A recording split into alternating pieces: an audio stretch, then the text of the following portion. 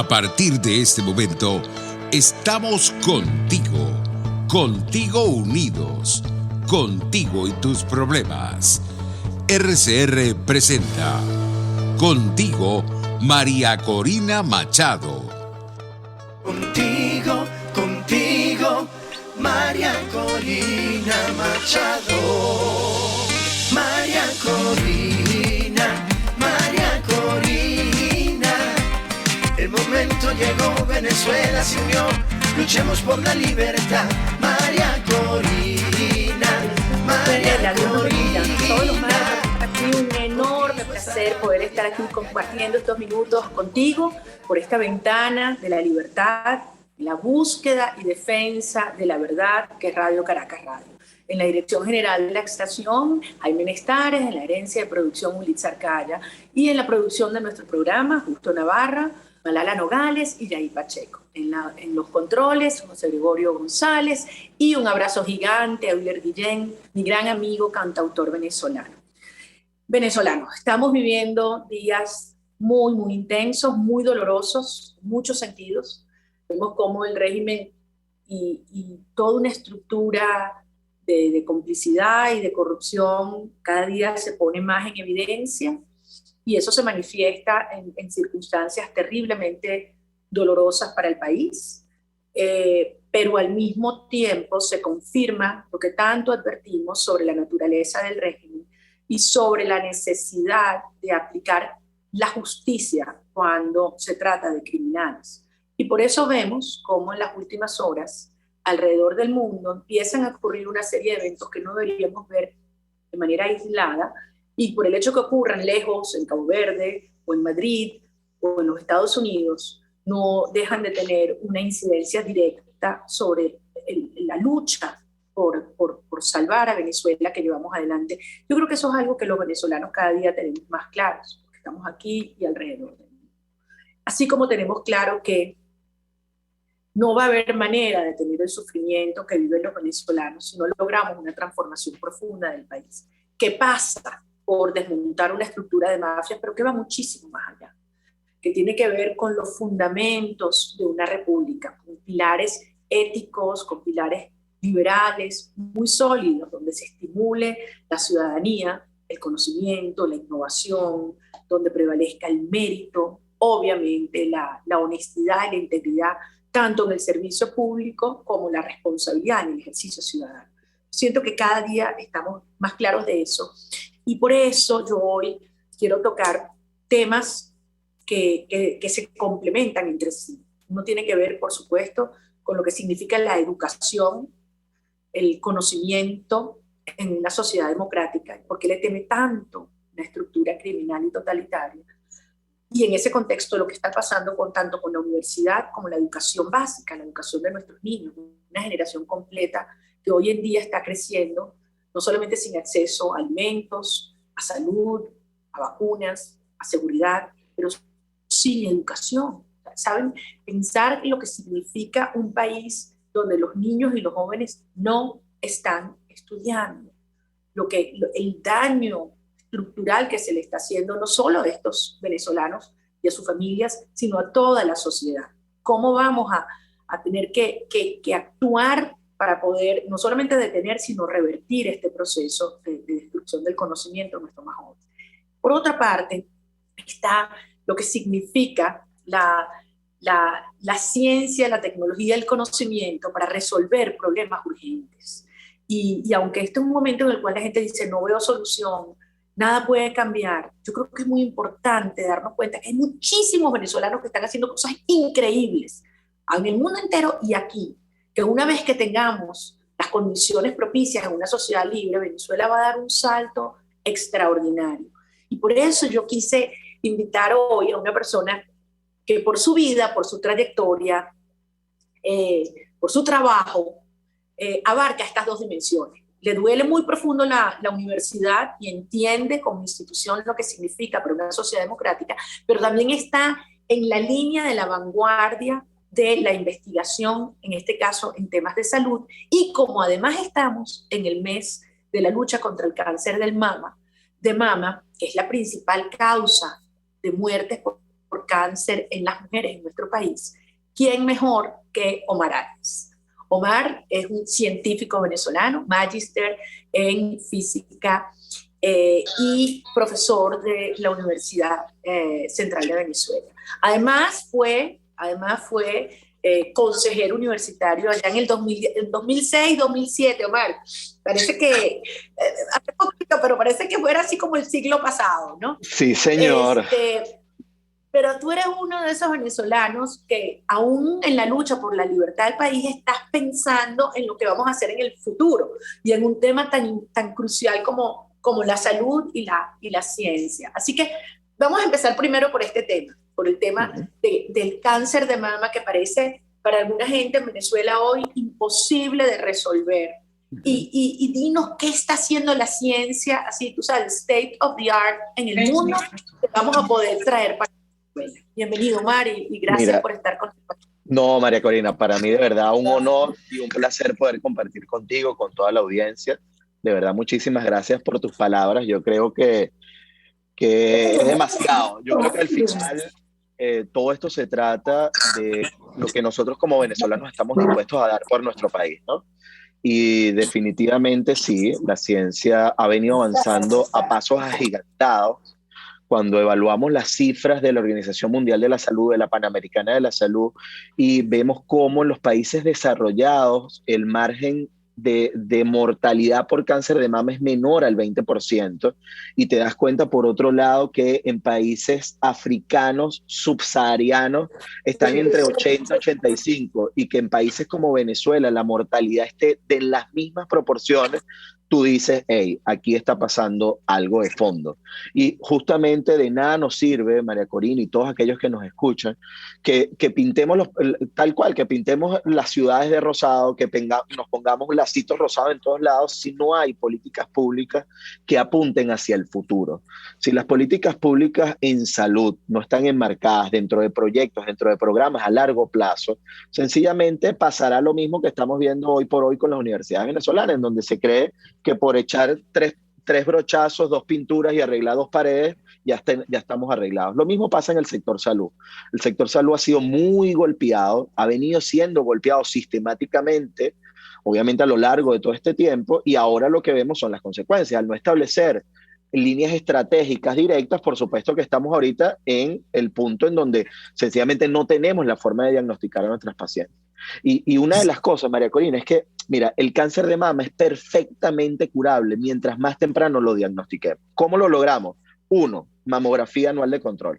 ¿Cuántos mamógrafos hay operativos en el país, en el sector salud? 0. El día de hoy, estamos a 26 de octubre de 2021, no disponemos de un mamógrafo operativo en ningún hospital de nuestro país. Entonces, si ese que es nuestra principal herramienta no la tenemos a mano, ya lo que nos está diciendo... Sí. Griselda, tú no, por favor, tú podrías silenciar el micrófono. Griselda, ¿podrías silenciar el micrófono, por favor? ¿Podrías silenciar el micrófono un momentito? Gracias. Disculpa. Eso. Listo, perdón, es que yo me emociono y después hay... No vale, al contrario, es que no quería perder ni una sola palabra. Perfecto. Entonces, fíjate, mira, la mamografía es justamente el gold estándar para el screening del CA de mama. Por eso es que vemos, por ejemplo, la Sociedad Anticancerosa sí ha hecho grandes avances en tener unidades móviles de mamografía, pero una sociedad privada tan chiquita, teniendo 2 unidades móviles para atender a una población de más de 5 millones de mujeres que deberían estarse realizando una mamografía hoy, obviamente es absurdo, no damos con eso. ¿Cuántos tomógrafos deberían haber en Venezuela para una población de, como tú dices, 5 o 6 millones de venezolanas? Sí, muy bien. Mira, fíjate, la Organización Mundial de la Salud recomienda que al menos nosotros tengamos un mamógrafo por cada 50,000 habitantes. Entonces, si nosotros sacamos las proporciones, nosotros hoy registrados, digamos, bajo toda la complicación que supone tener estadística en este país, registrados tenemos nada más 94 mamógrafos. pero esos 94 mamógrafos están no operativos. Entonces ya con los mamógrafos que tenemos no nos dan los números. O sea, tendríamos que estar por lo menos cuadriplicando la cifra, colocando los mamógrafos en zonas que de verdad sean adecuadas. Y fíjate tú cómo los programas, y esto es un punto importante, ¿no? Porque a veces la gente dice, bueno, pero ¿qué pasa que los políticos no hablan de las cosas? No, es que se trata tanto de hacer el diagnóstico de cómo está la situación, pero también en llevar cuáles son las propuestas que nosotros tenemos que llevar para que las cosas cambien, ¿no? Y yo creo que allí, obviamente, ese es el punto neurálgico y el punto de distinción, ¿no? Es decir, mira, ¿qué está pasando? No tenemos mamógrafos operativos, primer punto. No, teníamos una campaña, sí, hace algunos años, ustedes se recordarán la campaña del Tócate, de la autoexploración. El problema es que cuando ya la mujer se consigue una lesión, estamos hablando de alrededor de 2 centímetros. Entonces, para que tengamos una idea, esa ya es una lesión que en más del 50% de los casos tiene metástasis, es decir, es una tipo de lesión que ya se ha diseminado, que ha podido ir a otros órganos. Entonces, ¿qué ocurre, María Corina? Y por eso es importantísimo que lo veamos en este mes de octubre. La mujer venezolana, además, ha sido soporte de casa. O sea, ustedes han sido de verdad las más aguerridas, las más luchadoras, no es que nosotros no lo seamos, pero bueno, nosotros los hombres además normalmente no tenemos ese ímpetu que sí tiene la mujer venezolana, y eso hay que reconocerlo donde sea. ¿Y qué pasa? En el momento en el cual una paciente con cáncer de mama es diagnosticada en estadios tardíos, obviamente, ¿qué ocurre? Que esa lesión es más grande, ha podido abarcar otras zonas, y si yo antes solamente tenía que hacer una cirugía en un lugar muy específico y esa señora en una semana podía reintegrarse a sus labores, imagínate ahora cuando estamos hablando de quimio, que no se consigue o se consigue muy costosa, que estamos hablando de 25 sesiones de radioterapia, en donde solamente tenemos el Hospital El Llanito funcionando operativamente. Te podrás imaginar entonces qué es lo que está ocurriendo a nivel de todo el país para, bueno, ¿cómo hago yo para atenderme? Ahora no es solamente el problema del diagnóstico, el cual es grave, sino que ahora para atender a las pacientes, bueno, pueden pasar 6 meses, 8 meses, 1 año. Y en ese tiempo el cáncer no es que lo puse en pausa. Y eso en muchos casos significa es que simplemente ya no hay forma de curarte. Sí. Tenemos el diagnóstico claro, sabemos cómo podría prevenirse. En un contexto de una Venezuela liberada, ¿cómo abordarías tú el tema? ¿Cuáles serían las soluciones específicas que en un corto plazo nos permitirían revertir este horror que está ocurriendo con el cáncer de mama en Venezuela? Fíjate que cuando tú comentabas, hacías el inicio, la introducción, dabas justamente las piezas que son fundamentales, que han servido, que ya nos han funcionado en otras partes del mundo y que nosotros perfectamente las podemos utilizar. La primera de ellas es la educación. Cuando nos referimos a la educación y en particular el cáncer de mama, es un cáncer que es multifactorial. Es decir, allí depende sí de la calidad de vida de la persona, de cómo el consumo de grasas saturadas, de alcohol, de tabaco, el inicio de relaciones sexuales a temprana edad, el uso indiscriminado o aumentado de pastillas anticonceptivas. Y fíjate que todo esto viene asimilado a ¿qué estamos haciendo nosotros en materia educativa?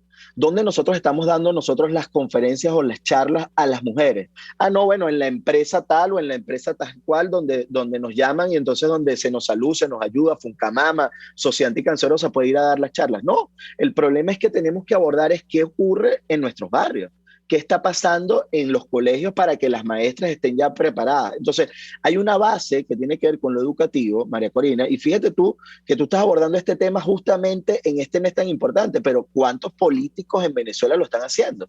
¿Cuántas personas están hoy no hablando de unas supuestas elecciones, sino están hablando de los problemas de la gente y cómo los abordamos? Allí es a donde vamos. Entonces, se trata que la política tiene que ir con P mayúscula, de arriba abajo, pero también de abajo hacia arriba. Entonces, tenemos que estructurar un mensaje que sea consono, firme, uniforme, y donde la persona pueda saber, bueno, mira, si yo me registro, por ejemplo, una de las cosas que ha funcionado perfectamente, el registro de las mujeres mayores de 35 años. El registro ya lo tenemos, es decir, si tú tuvieses efectivamente un CNE no al servicio de un tema electoral, sino al servicio de los ciudadanos, tú pudieras decir, bueno, mira, en esa base de datos en donde yo ya puedo consolidar cuáles son las mujeres mayores a 35 años, vamos entonces a enviarles un mensaje por difusión, mire, recordándoles que usted debe aplicarse su mamografía anual, vaya a pedir su cita en el hospital que usted tenga más a la mano, ¿sí? Y de esa manera, estadísticamente, y ojo, esto no es algo de la NASA, Esto que te estoy hablando es sencillamente base de datos, esa base de datos se cruza y hay un bot que va y te manda el mensaje. Ah, pero la paciente tiene que tener el hospital funcionando. Ajá. Dime, perdón. Claro, pero fíjate, en los países hoy en día más desarrollados, donde aprovechan la tecnología en beneficio de la calidad de vida, por ejemplo, tú tienes las historias médicas digitalizadas, donde tú tienes a cualquier persona que pueda ir a cualquier centro de atención, sabe cuál es el registro de cuál ha sido su historia de vida, qué tipo de atención ha tenido, vacunación, etcétera. Ese tipo de cosas que podría, obviamente, disminuir enormemente los costos y también incidencias de este tipo, ¿no? Es así, pero ojo. Es eso, tú ves factible Venezuela en el corto plazo, tú que estás metido, sabes, en la punta es que de mira, claro, es que además te voy a contar qué es lo que pasa en Venezuela. Esos sistemas que tú ves justamente de inteligencia artificial, sistemas aplicados, base de datos, no es que lo está haciendo solamente el americano o el noruego, es que hay venezolanos trabajando hoy por hoy en sistemas automatizados. Por ejemplo, la gente que está llevando lo que se conoce como Rigipax, que es el sistema de administrativo y de gerencia de los hospitales, no importa la casa comercial, el que está llevando España, en donde mezcla privado y público, y ojo con esto, es decir, tú tienes una historia médica en la cual yo te puedo ver, si tú te atendiste en la clínica tal en Caracas y después te atendiste en el hospital de Cumaná, yo puedo ver tu historia médica. Eso justamente lo están desarrollando entre 2 venezolanos, 3 españoles y 2 suizos. Y tú dices, bueno, pero ese chamo, ¿dónde se formó? Precisamente, uno en la Universidad Central de Venezuela, uno en la Universidad Simón Bolívar. Entonces, no es que sean nada más, eruditos que están allá en Cambridge y en Harvard y que solamente están haciendo eso. No, tenemos venezolanos trabajando en ese tipo de soluciones y que además saben y las están poniendo a práctica. Entonces, ahora, ¿qué sí vemos? Que te aseguro, que te aseguro que están soñando con el día de poder volver y aplicar todo ese conocimiento a la transformación de Venezuela en cosas que afectan la vida fundamental, en elementos fundamentales de la vida, en calidad de vida del venezolano, y que son cosas sencillas de hacer, que no son costosas, que no significan inversiones gigantescas. Lo que requieren es la verdadera voluntad y determinación de atender al ciudadano con dignidad, para que el ser humano pueda ser, sabes, autónomo, sano y por lo tanto no sea un esclavo de un sistema totalitario, algo que no va a ocurrir con este sistema, ¿no? Vamos a terminar este tema porque no quisiera despedirme de ti sin que toquemos el tema de la universidad, ¿no? Pero tú estabas planteando un poco sobre este desafío, este nuevo desarrollo que tendremos en el sector salud. Es que mira, te lo comento rápido en 2 platos. Mira, luego de que tú tienes una historia médica, digamos, generalizada, en donde tú puedas integrar sistema público y sistema privado, y fíjate, ¿cuál ha sido uno de los puntos positivos para los gobiernos que implementan este tipo de soluciones? En donde tú le dices al sector privado que le interesa tener esa estadística, le dices, mira, hey, para tú poderte meter con nosotros en el público, tú tienes que asignar una cierta cantidad de recursos, no para el gobierno, es para que la cosa funcione, es decir, que eso sea auditado, que todo el sistema se maneje. Entonces a veces, y era una de las cosas que yo veí, que además vamos a conectar con el tema de la universidad, una de las cosas que tú observas a escala global, María Corina, es que cuando tú colocas al sector privado y al público, todos como ciudadanos, porque al final todos somos ciudadanos del mismo país, y los pones entre iguales y dices, bueno, tenemos los mismos problemas, podemos afrontar los problemas con las mismas soluciones, vamos a enfocarnos en solucionar, las cosas caminan. Entonces, el tema no está en decir, bueno, no, yo quiero un sistema público de salud que esté olvidado de lo que pasa en el privado. No, yo lo que quiero es que el sistema de salud público funcione, que el privado también funcione y que los dos puedan ir creciendo. Entonces, cuando tú estableces como mecanismos, mira, sí, la historia médica digital, pero también dices, mira, vamos a instalar mamógrafos que estén operativos, camiones, digamos, o unidades móviles que dispongan de mamografía para aquellos pueblitos para que la gente pueda tener el acceso. Y no es que vamos a recorrer todo el país, no. Ojalá pudiéramos contar allí con digamos, toda una infraestructura que nos permita hacer eso. Pero si nosotros podemos tener unidades móviles en cada estado y que la gente sepa, bueno, mira, yo en cambio de irme hasta Caracas a hacerme la mamografía o hasta Puerto La Cruz a hacerme la mamografía, yo sé que la unidad móvil viene para el Tigre este mes. Listo, bueno, yo ya sé que ese mes me voy al Tigre, me queda más cerca el Tigre que irme por otro lado. Entonces, de eso se trata, de pensar en el ciudadano y de pensar que es mucho más económico, una de las cosas que tú decías, es mucho más económico enfocarnos en la prevención que atacar, obviamente, la solución, digamos, la parte terapéutica. Entonces, ¿qué ocurrió? Mira, en el 2007 estaba yo trabajando en el Hospital Universitario de Caracas. Se hace una inversión multimillonaria que se le compró supuestamente los equipos de última generación a Argentina. Argentina se los vende a Cuba y Cuba nos lo vende a nosotros.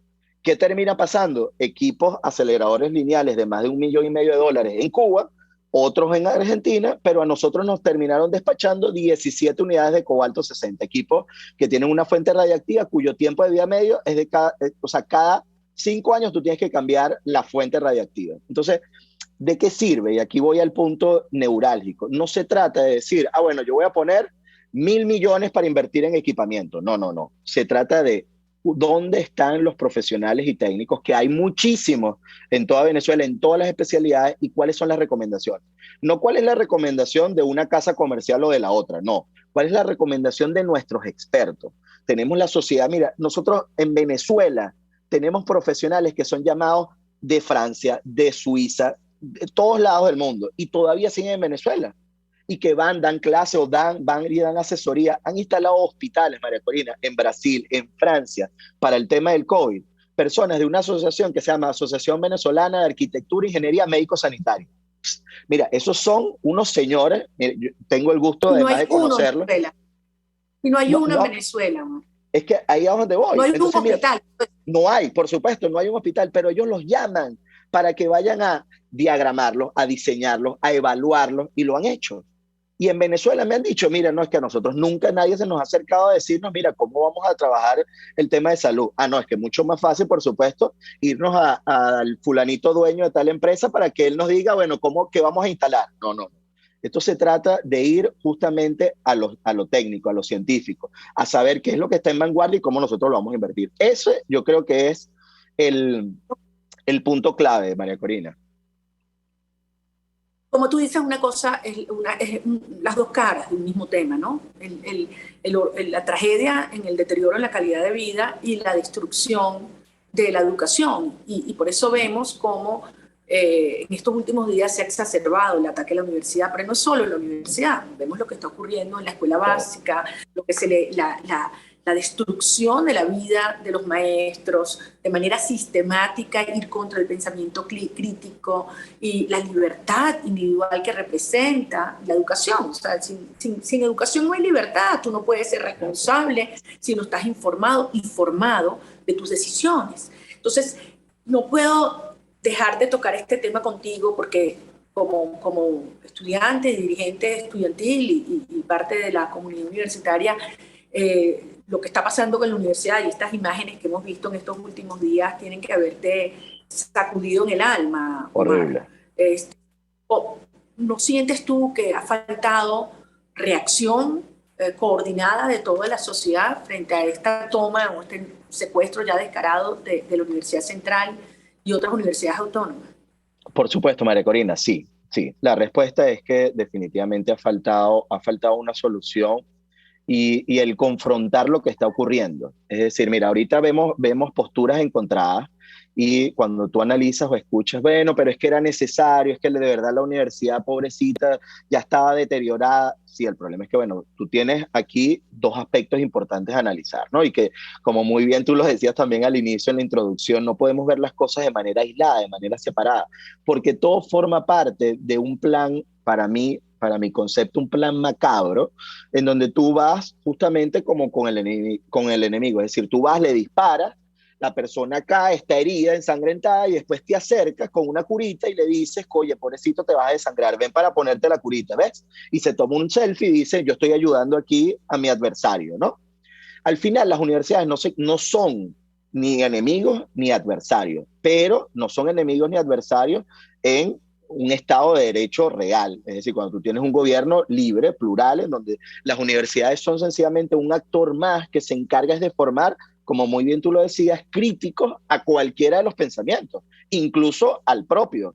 Entonces, ¿qué pasa? Cuando tú lo enfrentas y cuando tú tienes un régimen autoritario que ha venido sistemáticamente deteniendo el presupuesto universitario, ha venido sistemáticamente apoyando el hecho de que se vayan tus profesionales, tus profesores preparados, y que además fomente el hecho de que los jóvenes, mira, ¿por qué un joven va a estar estudiando ahorita una carrera universitaria de 5 años, la cual puede demorar más porque hay o no hay clases? Después se gradúa y ese joven entonces termina, no, tengo yo que estar organizándome de lunes a viernes de 8 a 5 en una oficina, si yo puedo ponerme fácilmente a estar minando criptomonedas, a estar negociando cosas, a comprar y vender. Mira, yo me quedé sorprendido en una entrevista de trabajo a unos jóvenes, en donde una muchacha, María Corina, me decía, no, profesor, lo que pasa es que ¿cuánto me ofrecen tanto? No, mira, yo comprando y vendiendo oro en un juego, yo soy gamer, yo comprando y vendiendo oro en ese juego, yo me gano $500 al mes. Le dije, no, pero ya, tú eres gamer porque tú juegas competiciones mundiales, no, tú lo que eres es una bachaquera electrónica. Es decir, eso de buscar el dinero fácil, de decir, no, sí, o sea, eso es el problema. Entonces, claro, ¿qué pasa? En la universidad ahorita tienes profesores mal pagados, por supuesto, la mayoría de ellos, y con mayores especialidades los tienes ya jubilados o a punto de jubilar, que ya no pueden salir del país y que están ahorita, bueno, viéndoselas muy difíciles, pero por otro lado también la universidad, y aquí hay una crítica a puertas adentro, la universidad tampoco buscó otros fondos. Es decir, María Corina, cuando tú ves las reacciones de universidad, por ejemplo, como la Universidad de Monterrey en México. Tuve la oportunidad allí de dar una conferencia. La Universidad de Monterrey en México sí, tiene un ingreso que proviene del gobierno, pero ese ingreso cada año es menor. ¿Por qué? Le siguen asignando el mismo monto presupuestario, digamos, en términos de apalancado en lo que pudiesen ser los aspectos macroeconómicos, etcétera, pero ellos cada año están buscando mayor financiamiento de fuentes externas. Entonces la universidad ya no pasa a ser, no, ya va, es que si el gobierno no me da, yo no puedo crecer en laboratorio. Es que si el gobierno no me da, yo no puedo es que eso es lo que hace la universidad verdaderamente autónoma. Claro, lo que hace una universidad verdaderamente autónoma es que sea autónoma en su ingreso. Y yo te voy a decir una cosa, yo creo que es natural y es lógico y comprensible que cualquier joven o cualquier profesional quiera buscar la actividad que le genera mayor ingreso. El problema es una sociedad en la cual un profesor o un educador no tenga un ingreso realmente competitivo dada la responsabilidad que tiene y el valor que tiene para la sociedad una persona con ese grado de formación. Entonces, ahí es donde está la distorsión. Y obviamente tiene que ver, al final eso es el socialismo, Omar. El socialismo cuando tú tratas de igualar trabajo. Entonces, cuando tú estableces controles, sea tanto de precios como de sueldos, al final eso te genera toda unas redes de corrupción, de tratos oscuros que terminan haciendo que la gente se desvíe a otras actividades que quizás no tienen tanto valor para la sociedad, pero que le generan ingresos coyunturales. Pero yo te voy a decir algo, y escuchándote, a pesar de que hemos tocado temas muy dolorosos, me siento tan entusiasmada y tan ilusionada en ver chamos como tú que están formados aquí, que están trabajando en el mundo entero, que están viendo lo que es la última línea de la tecnología, pero que además tienen el sueño y el compromiso, como es en tu caso, de aplicarlo a una nueva Venezuela. Y eso nos tiene que dar ánimos de seguir luchando para construir juntos ese momento, porque ese momento va a llegar. Y yo lo decía en estos días, al final yo no tengo duda alguna que porque es una lucha ética, existencial y espiritual, la verdad se va a imponer, la libertad se va a imponer y el valor a la vida y a la dignidad humana se va a imponer. Y eso lo vamos a lograr juntos, Omar. Así claro que te agradezco muchísimo, de verdad que es tan estimulante escucharte y yo sé que son miles los jóvenes profesionales talentosísimos, competentísimos y honestos como tú, decentes como tú, con los cuales vamos a construir un país del que nos vamos a sentir muy orgullosos. Así será. Gracias a ti. No, gracias a ti. Encantado de verdad de poder compartir contigo y con toda la audiencia. Bueno, maravilloso que hayamos podido estar en este mes de octubre, pero te tomo la palabra. Esto no puede ser un tema a abordar solo en los octubres. Es un tema que para nosotras las mujeres es fundamental y para la sociedad en general también. Me refiero a la lucha contra el cáncer de mama, la prevención y a la salud en general. Así que vamos a seguir hablando contigo, Omar. Cuídate mucho. Besos gigantes, También. amigos. Omar Arias, como lo ven, uno de esos jóvenes profesionales de altísimo nivel de formación, de trabajo, de ideas y por supuesto de pasión y compromiso con Venezuela. Vamos a una breve pausa y al regreso vamos a continuar hablando de lo que significa la educación hoy en el país y lo vamos a ver desde dos perspectivas. Esto me encanta. Vamos a estar hablando con dos mujeres increíbles. Una de ellas es maestra, pero además es esa gran líder del magisterio.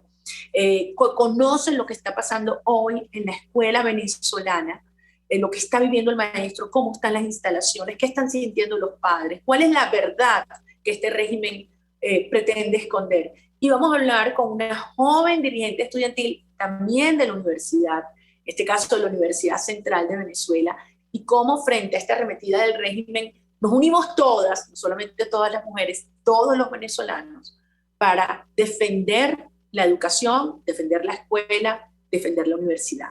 Al regreso vamos a estar conversando con dos mujeres increíbles sobre el tema de la educación en Venezuela.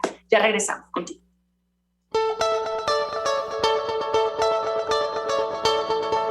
Les estamos presentando Contigo, el espacio donde tú y tus dirigentes se escuchan, solo por RCR 750.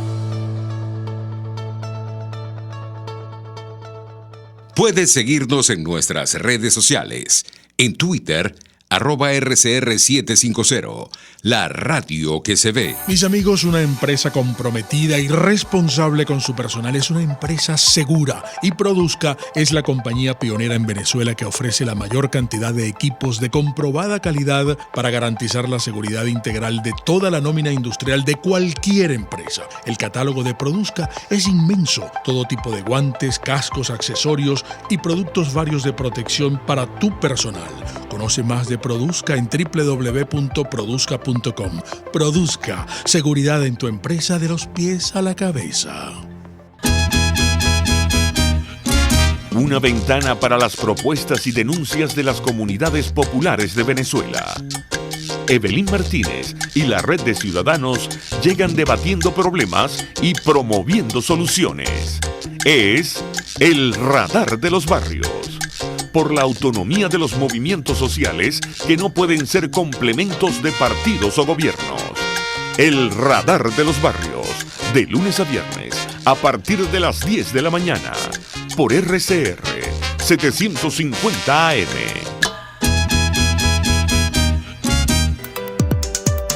Hola, les saluda Alfredo Yuncosa y los invito a acompañarnos a Con Seguridad Radio, el programa pensado en la seguridad de los ciudadanos y las organizaciones.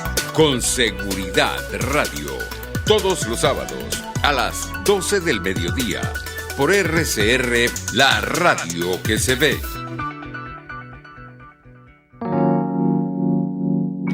Hola, les saluda Mónica Pupo y los invito a acompañarnos a Diafragma 5.6 Radio, la fotografía que tú escuchas, el único programa de radio dedicado para la fotografía y los fotógrafos.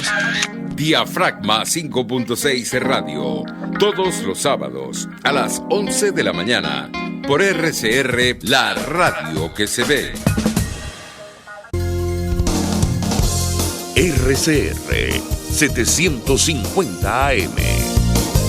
Porque lo bueno une.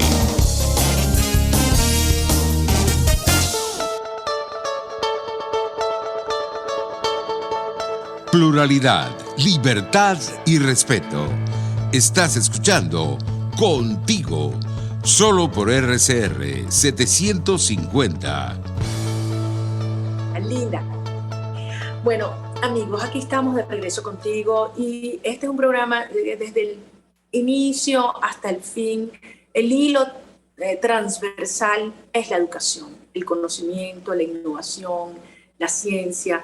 Por una parte, cómo afecta a la calidad de vida de los ciudadanos libres y por otra parte, cómo le temen los tiranos. No hay nada que este régimen totalitario aborrezca más que la verdad. Y al final la verdad es lo que se busca con la formación, con la investigación, con la innovación.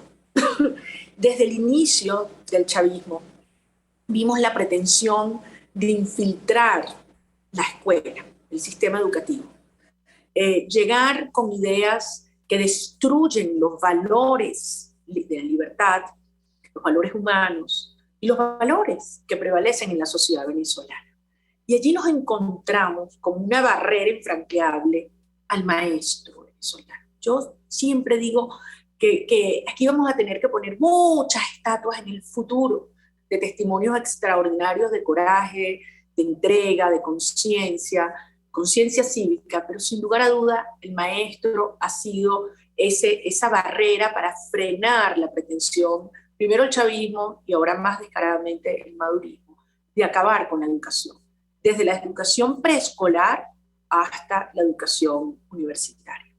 En estos últimos días estamos viendo situaciones que realmente nos llegan. A mí les confieso que pocas veces me he encontrado con simplemente no poder dormir todas las noches de la indignación que significa un régimen que le echa la culpa al COVID, pero no es el COVID. Es la peor pandemia, que es el socialismo, lo que está haciendo que nuestros niños y nuestros jóvenes hoy no tengan acceso a educación alguna. Y la infraestructura está destruida, los maestros con sueldos de hambre los han hecho huir, y lo mismo lo vemos a nivel universitario, donde después de tanta asfixia ahora le quieren dar el golpe ya fatal, definitivo, a la Universidad Autónoma.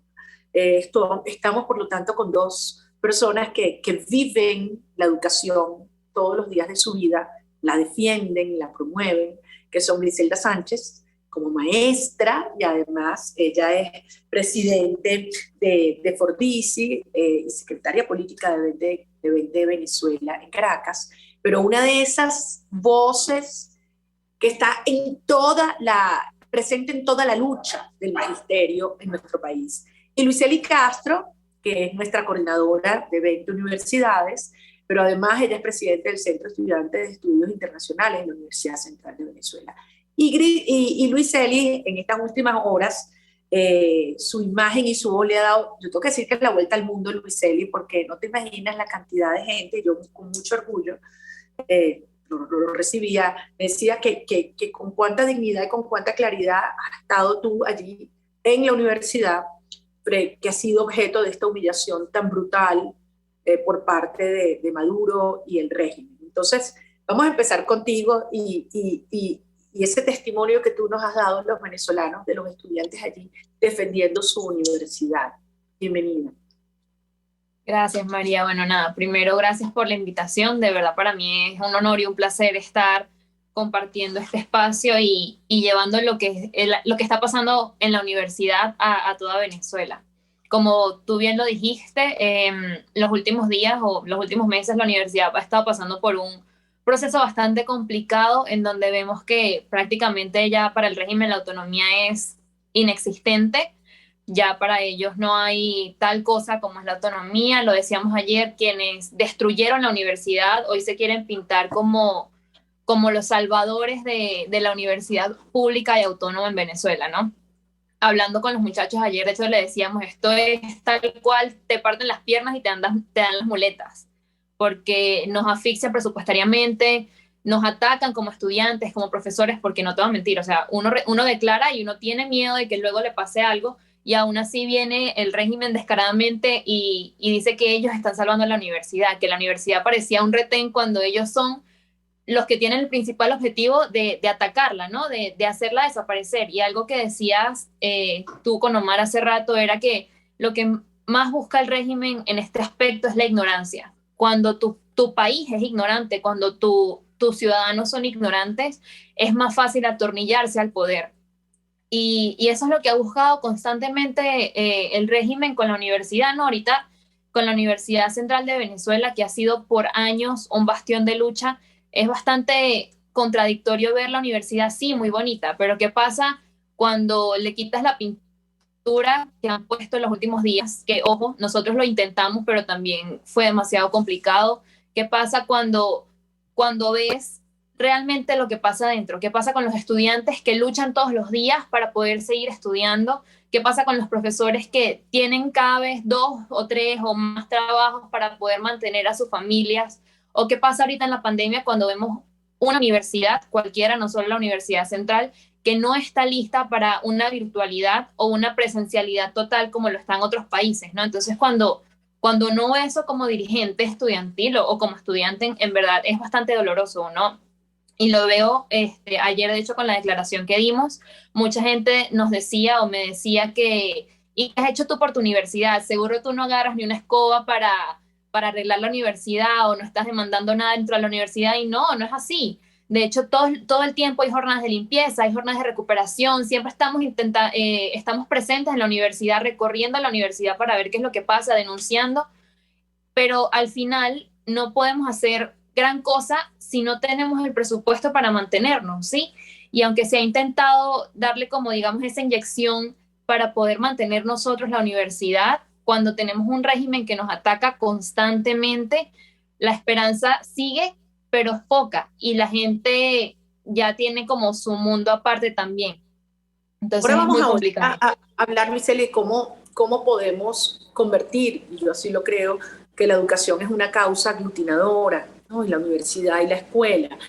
La otra cara, Griselda, es lo que hemos estado hablando, que tú has sido en ese sentido muy contundente, en cuanto a la realidad de la educación básica. Es decir, si tú te pones en los pies de los padres y representantes, ya las familias están desesperadas porque los niños puedan retomar una dinámica que no es solamente el conocimiento formal, académico, sino todo lo que implica la interrelación con niños de su edad, con la comunidad.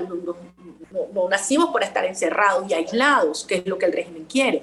Ahora, ¿cuál es la realidad, la verdad sobre la situación del sistema educativo, en términos de educación pública, educación básica en Venezuela hoy? ¿Puede hablarse de que se reinician las clases? Sí, María, muchísimas gracias por la oportunidad. De verdad que lo que vemos hoy en Venezuela, ¿me escuchan? ¿Me escuchan? Perfectamente.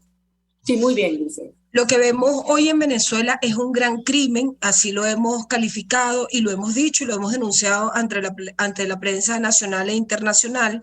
Tengo que decir que nosotros tenemos muchos años manifestando la crisis que se está viviendo en el sector, el tema de todo lo que está pasando con las infraestructuras y el problema principal, que es la pandemia de Nicolás Maduro. Nosotros lo hemos dicho, no es la pandemia COVID-19 la que no nos permite regresar, es ese proyecto que tenemos nosotros, tú, María, una mujer fundamental que ha estado al frente de esta lucha para que esto no se concrete en el país. Nosotros los educadores, nuestros estudiantes como Luiseli, nuestros profesionales como Mar, que nos antecedía, que dio una explicación, pero bueno, súper, de lo que está ocurriendo realmente hoy en Venezuela. No es la pandemia COVID-19 la que no nos permite regresar, es ese proyecto comunista liquidador que acabó con los empresarios, que acabó con las escuelas, con las instituciones, que hoy quedamos, como tú muy bien lo decías, María, los docentes que no estamos dispuestos a entregarnos, que no estamos dispuestos a arrodillarnos y que no vamos a permitir que el comunismo entre a las escuelas. Podrán haber llegado muchos comunistas, porque sí, antes de Nicolás Maduro y antes de Chávez habían llegado, y creo que ese es el principio. Yo creo que el chavismo debe ser catalogado como una gente que está enferma, o sea, que tienen problemas mentales, o sea, porque no puede la gente acompañar un proyecto que ha destruido a la familia, o sea, que ha destruido a la sociedad como tal. Hoy en Venezuela nosotros vemos como, por ejemplo, el 80% de las instituciones públicas del país, María, no tienen servicios de agua, no tienen servicios de luz, se caen los techos. En una escuela bolivariana en el estado Táchira se cayó un techo hace menos de 10 días. O sea, como por ejemplo la escuela María Teresa de Calcuta en el estado Carabobo, específicamente de Caucagua, hoy está en total ruinas. Como el Liceo Andrés Bello, que es un liceo emblemático, una escuela técnica, bueno, hoy de técnico lo que le quedó fue el nombre. Y ni siquiera el nombre del Liceo Andrés Bello lo podemos ver reflejado porque se cayó el nombre del Liceo Andrés Bello. O sea, vemos un alto deterioro de lo que es la infraestructura y con esto el cierre técnico de todos los laboratorios de química, de física, de química, de biología, cerrado. O sea, el área de la ciencia, un área tan importante y tan fundamental para el progreso y desarrollo de una nación cerrada, María Corina. Entonces, ¿cuál es el principal problema? Nosotros hablamos, por supuesto, de los maestros, porque, yo tengo la escuela bonita, vamos a suponer que la arreglamos y la recuperamos, y voy a la escuela y no consigo a los maestros porque no tienen salario los maestros, porque un docente hoy gana menos de $10, menos de $20, menos de $30. El que mucho puede ganar con las bonificaciones podrá llegar a $30. ¿Y qué hace un docente con eso? O sea, ¿cómo hace para sostenerse a sí mismo? No vamos a hablar de la familia. O sea, ¿cómo hace para sostenerse, para vivir, para vestirse, para trasladarse? Muchos docentes hoy ya no tienen vehículo. Para movilizarse, para llegar a la escuela, Griselda. Para llegar a la escuela, los docentes en los estados y en Miranda y en Caracas tienen que caminar más de 15, 16 kilómetros solamente para llegar a la escuela. O sea, ¿cómo hace un docente para caminar 15 o 16 kilómetros si no tiene nada en su estómago, si no se ha alimentado? Entonces la gente dice, pero no hables de eso porque se ve feo. No, pero es que nosotros no podemos hablar lo que la gente quiere escuchar. Nosotros tenemos que hablar de los problemas reales, María. Y lamentablemente estamos en un país donde la gente está acostumbrada a que le engañen, a que le digan mentiras, a hacer política desde el engaño. Y eso tiene que cambiar en Venezuela.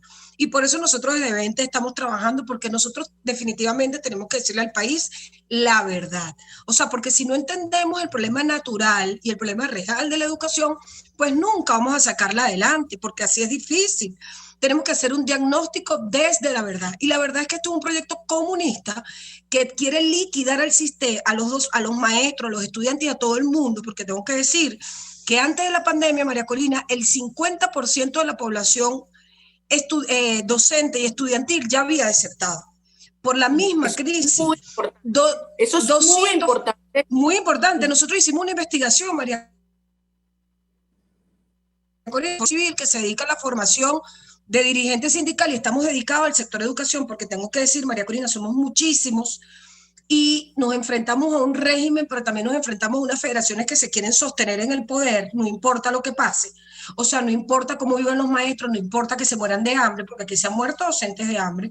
La última que se murió, que tuvimos el reporte, fue el Estado Zulia hace menos de 2 años. Una mujer que dejó 3 hijos pequeños y murió por estar desnutrida. Y también destacar, María Corina, que no todos estamos preparados para reinventarnos. Hay gente que no está preparada para reinventarse y para hacer cosas, y eso es una realidad que nosotros tenemos que atacar desde el sistema educativo. Nosotros tenemos que promover estos espacios para que la gente también pues, se desarrolle en lo que sabe hacer y pueda emprender, porque no todos, María, y no estoy hablando de la tercera edad, estoy hablando de docentes que tienen 40 y pico de años, que son historiadores, que son profesores que se encuentran, no sabemos qué hacer, y nosotros desde Fordice le decimos, bueno, pero vamos a preparar, vamos a apoyarnos, o sea, vamos a ver cómo, de qué manera, con lo que sale el sistema, pero no irnos, porque entonces esos puestos van a quedar ahí va a entrar chamba juvenil, ahí va a llegar el PSV, y nosotros tenemos que ser esa barrera, María, y lo hemos sido. Tengo que decirte, María Corina, han renunciado 200.000 educadores en Venezuela, 200.000 educadores, y cuando Nicolás Maduro hizo los anuncios el día domingo, en su alocución te puedo decir que más de 10 docentes se retiraron de los grupos y dijeron, no seguimos más, no podemos más, tenemos una sociedad que está de espalda.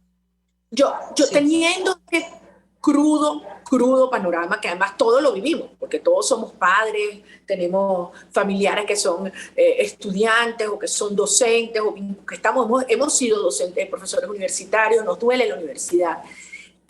Vemos acciones que son verdaderamente repudiables por parte del régimen en las últimas horas. Luiselli, no quiero dejar de mencionar la designación de la señora Lucena como ministra de la Educación Superior.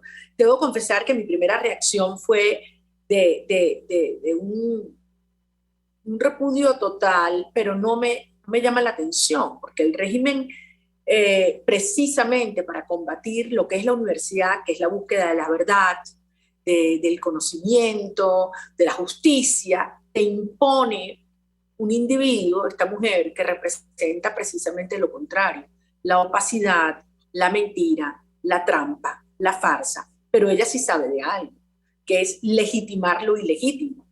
Y no me extrañe me extrañaría que una de las tareas o instrucciones con la que viene es acabar con las actuales directivas de los rectorados de las distintas universidades, las autoridades de las universidades, y poner allí, cosa que ya empezaron a hacer en la Universidad Central y en otras universidades, a figuras impuestas por la tiranía.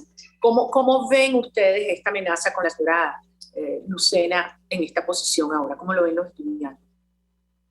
Bueno, mira, María, eso lo venimos viendo desde hace mucho tiempo, ¿no? Este fue como el golpe, digamos, más duro y directo a la comunidad universitaria, porque realmente eso lo vemos desde el momento en el que el TCJ, en el que su TCJ decidió imponer la sentencia 0324, ¿no? Que al final fue retirada, pero no fue retirada. Entonces, cuando tú hablas de autonomía real, no vengas a tener el descaro de imponerme una autoridad como lo estás haciendo con Tibisay Lucena o como lo que estás haciendo con Jacqueline Farías como protectora de la Universidad Central de Venezuela. Porque era lo que decíamos ayer, la universidad no es parte de su tablero de ajedrez. Los estudiantes, los profesores, las autoridades no son parte de su juego, porque no estamos aquí para eso. Nosotros estamos aquí para preparar el país, para hacer un país mejor. Los estudiantes todos están, digamos, sorprendidos y de alguna manera dolidos, ¿sí? Porque si bien no reconocemos esto, sabemos lo que puede significar. Sabemos que en algún momento, y dolorosamente lo digo, en algún momento podemos llegar a la universidad y encontrar la universidad cerrada. ¿Y qué va a pasar en ese momento? ¿Qué vamos a hacer nosotros como estudiantes, como profesores, como personal administrativo en ese momento? Porque sabemos que el régimen va a hacer lo que se le ocurra para poder tumbar a la universidad. Entonces, en este momento, la lucha real es, primero, luchar en contra de ese, digamos, protectorado que le pusieron a la Universidad Central de Venezuela. Ya tenemos autoridades que nos guían, ya tenemos gente que nos ayuda a seguir ese camino. Entonces, un protector es algo que no tiene ningún tipo de sentido. ¿Ves tú, Luiseli, que estos últimos eventos y con figuras que son, digamos, tan adversas a los valores que defiende la academia, la posibilidad de que esto se convierta en un detonante, en una chispa, un elemento que aglutine y que genere reacciones, pero además no solamente en la Universidad Central, estoy hablando que esto afecta a toda la universidad y yo diría todo el sistema educativo y la sociedad en Venezuela. Puede ser eso, pueden ser ustedes quienes de alguna manera convoquen o encabecen esta reacción en defensa de la universidad. Totalmente, porque también lo vemos, no solo se ve en la Central, se ve en la Universidad Simón Bolívar, donde pusieron un rector hace poco, un rector del régimen, de hecho. Entonces, ahí es cuando, digamos, el sentimiento universitario o el sentimiento estudiantil deben hacer más. Dice como lo único que haces es hablar o declarar, pero es que si no es mi voz, ¿qué hago? Se supone que en este punto, por ejemplo, como presidente de un centro de estudiantes o como un consejero universitario o como una autoridad de cualquier tipo, yo soy la voz del resto del estudiantado. Yo soy lo que tiene que reclamar, lo que tiene que denunciar, porque soy la persona que va a hacer que se escuche lo que todos los estudiantes quieren decir. Entonces, sí creo que a partir de este momento es, digamos, el momento de accionar y de que todos los estudiantes y profesores se unan para que el régimen deje de atacar tan duramente a las universidades y realmente logremos el objetivo, porque si no salimos de este régimen, sinceramente la universidad se va a acabar. Griselda se me acaba de levantar. Te estaba viendo. Mira, no, yo sé que te están llamando ahí, pero ya que nos quedan muy poquitos minutos y yo quisiera hacerte a ti el mismo planteamiento. Es decir, el régimen llama a un reinicio de clases y todo el mundo sabe que eso es una gran farsa, porque con lo que tú dices, no hay universidades y no hay escuelas. Las escuelas se han deteriorado en su totalidad. Y no hay transporte para que los niños lleguen a las escuelas, y si los niños llegan a la escuela se dan cuenta que no hay maestros por la forma como ha sido intencionalmente creado este entorno. ¿Tú sientes que este momento tan crucial, tan evidente del colapso de las instituciones y los servicios en el país puede detonar una reacción ciudadana para hacer valer nuestros derechos y para iniciar una nueva etapa en aras de la liberación del país, con la educación, los maestros, los estudiantes, los profesores, como banderas, como emblemas de esta lucha? Debería ser así, María, y nosotros estamos haciendo grandes esfuerzos porque entendemos que todos, la población debe ponerse de pie ante esta realidad que se está viviendo en Venezuela. El que le niega el derecho a la educación a los jóvenes, el que le niega la posibilidad a los maestros de continuar, es el régimen de Nicolás Maduro. Y por eso nosotros hemos hecho grandes esfuerzos por unirnos, inclusive con la universidad, porque las universidades no pueden seguir deslindadas. O sea, el tema es que quizás algunos dirigentes de las universidades no se han paseado o no se han centrado en que estamos viviendo un momento distinto, en que no estamos en los gobiernos de la democracia, donde cada quien podía hacer su lucha deslindada, sino que tenemos que unirnos, María, en una sola fuerza, porque tenemos primero que defender la autonomía de todas las universidades, no solamente la Universidad Central de Venezuela. Tenemos que defender el derecho al estudio de todos los venezolanos, de nuestros jóvenes, de nuestros niños de educación inicial, de nuestros jóvenes de educación media, educación básica. O sea, hoy yo creo que Venezuela tiene el mayor de los retos y nosotros, los maestros, los padres, madres representantes, los dirigentes sindicales, la sociedad y la población, pues los ciudadanos, tenemos que generar que definitivamente esto permita que cese tanta persecución, que cese la tiranía en Venezuela, porque entendemos, María, perfectamente que para nosotros resolver esto Maduro tiene que irse de Miraflores. O sea, mientras Maduro esté ahí no va a ser posible nada. Ahora, la gente dice, bueno, ¿y qué vamos a hacer? Bueno, prepararnos, seguir, organizarnos por cada centro, por cada escuela, nombrar comunidades de padres en la defensa de los derechos de sus hijos. O sea, tenemos que agruparnos de manera organizada. Yo sí creo que la gente está muy alerta. Ayer, de hecho, nosotros veíamos una alta ausencia, María. Hicimos un recorrido en las escuelas de Caracas, tuvimos fotos de las regiones, y donde hubo mayor presencia, y lo podemos decir hoy, fueron estas instituciones de fe y alegría, escuelas AB, católicas, que le están dando algún sustento en dólares a los trabajadores, y fue donde se vio mayor presencia y donde quizás algunas medidas de bioseguridad están funcionando. Pero en el grueso de la población, en las universidades, o sea, esto no se vio. Y yo creo que es un momento estelar que nosotros tenemos que aprovechar, porque además, María, históricamente los maestros siempre hemos estado en esa lucha para salir de la tiranía. Esto es algo histórico. Yo creo que hoy tenemos un gran momento y por eso lo aprovechamos, lo denunciamos, porque nosotros sí creemos que en Venezuela es posible salir adelante.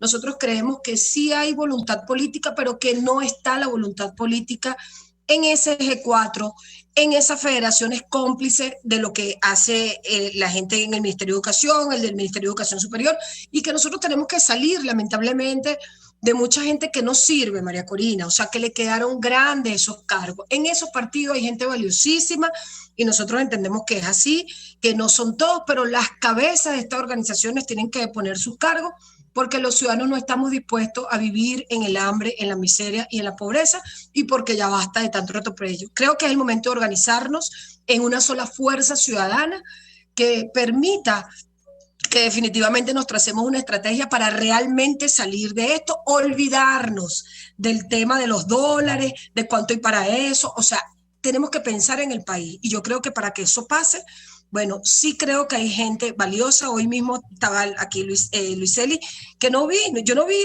otra organización política, y no porque seamos de 20 y porque estemos juntos, pero es que no vi otra organización política que se pronunciara de cara a lo que sucedió con Tibisay y Lucena.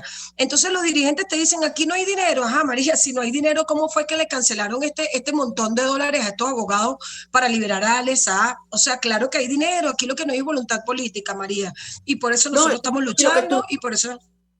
Y Griselda, me parece maravilloso y muy potente lo que tú dices, el tema de la comunidad organizándose, los padres alrededor de cada escuela, defendiendo el derecho a sus hijos a la educación, los maestros, el derecho al trabajo, juntos el derecho a un país libre. Y en esta misma línea, ya para terminar, Luiseli, yo quisiera escuchar tu reacción a este planteamiento de Griselda, es decir, los líderes que emergen de la sociedad civil, que asumen la vanguardia en un momento en el cual el país está demandando una conducta apegada a los valores, transparentes, donde no hay transacción alguna, ni por un cargo, ni por una situación de un poder que además es ficticio, sino por lo medular, es decir, por aquellos valores que nos definen como sociedad y que le da sentido a la lucha y que nos da unidad como nación venezolana. Entonces, ¿qué estás viendo tú y qué oportunidad ves tú que emerges a esa fuerza, en este caso, el liderazgo estudiantil o el liderazgo en las universidades? Bueno, mira, voy a ser bastante sincera y no te voy a mentir. Un minuto me nos queda, Luiseli. Nos queda un minuto. Qué decirte, pero en verdad es un poco decepcionante a veces también ver a los estudiantes hablando de un régimen cuando muchos también quieren ir a un proceso electoral que en este país no vale la pena, ¿no? Sin embargo, creo que quienes trabajamos realmente con política de servicio, quienes hacemos las cosas porque nos nace, porque queremos recuperar un país, somos quienes tenemos la capacidad o quienes tienen la capacidad de guiar no solo al estudiante, sino al venezolano en general para recuperar la libertad de Venezuela. Entonces creo que aquí es donde nace la verdadera esperanza, se recupera la verdadera esperanza. Si bien yo la tengo, yo debo tener la capacidad como líder y como político de darle esa esperanza al resto de las personas que me rodean, ¿sí? Entonces creo que a partir de ahí es de donde va a empezar a nacer ese movimiento que nos va a empujar a lograr la libertad de Venezuela. Así será, así será. De verdad que a ti, Griselda, y a ti, Luiseli, mi respeto, mi cariño, mi confianza y mi seguridad de que saldremos adelante y que la educación es una fuerza que nos une y que hoy está en una situación que se encuentra, es una causa aglutinante para esta nueva etapa de lucha. Mi respeto y mi cariño a las dos y a todos ustedes. Gracias por habernos acompañado y los espero el próximo martes aquí contigo. Dios nos bendiga. Muchas gracias.